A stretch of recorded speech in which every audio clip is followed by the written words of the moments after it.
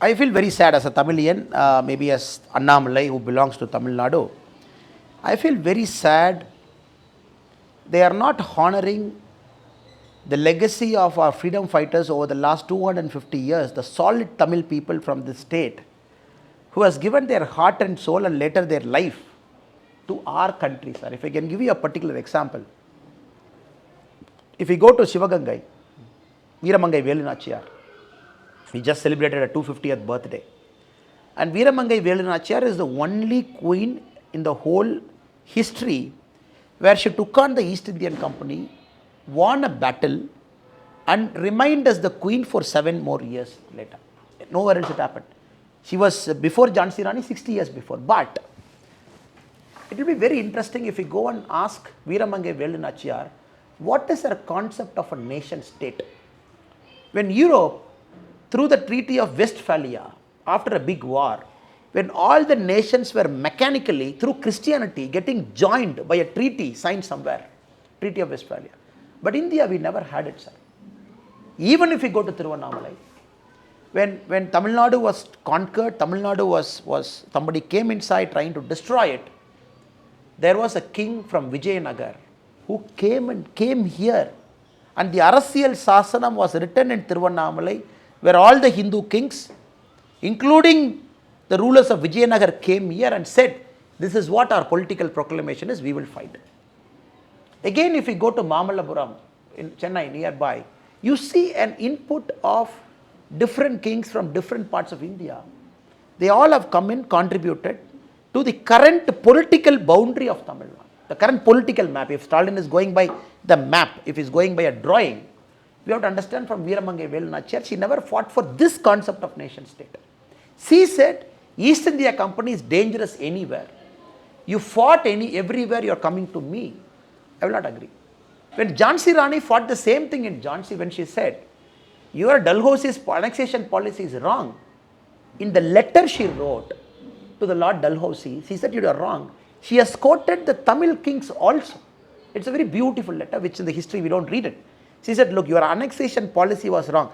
Only after 4.5 months she went for a war. Before that, she was pleading, she was arguing. If you read all the letters, she was quoting different instances of kings in India, how the next generation has come in, either by adoption and everything.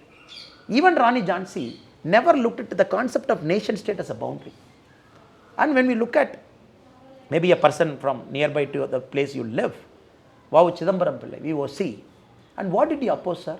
He opposed the very idea of East India Company coming inside our country, eating us economically, then ruling over us politically. That is what he objected, number one. So why did he start a Swadeshi navigation company? He allowed a ship to sail from Thoothukudi to Colombo, and where the East India Company made him bankrupt. So the Tamil history always is encompassing, all encompassing. Why did Kaniyan Poongundanar say, Yadum Ure Yavarum Keli? If you look at every single place, even in any Tamil temple we go, if you look at the inscriptions, you see a Tamil, you see a old Tamil, you see a Kannada, you see a Telugu. The same in Tirupati, where the Tamil kings have gone there. The concept of boundaries came in 1956 technically, because Nehru felt the concept of boundary based on language would be suitable. 1956 it came. Before Madras presidency was all the way till Orissa, all the way till Maharashtra. It was as big. People still lived. Where the Justice Party tried taking people from here, taking a non-Tamil PSP politician, bringing a Nayar from Kerala, bringing somebody from Telugu.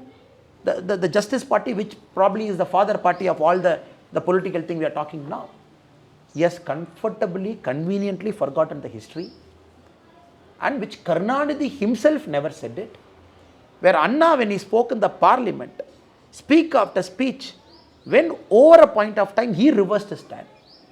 Now suddenly M.K. Stalin, who for 60-70 years never spoke about this, suddenly after taking over when he is speaking, I have a very clear idea, they are being operated from outside.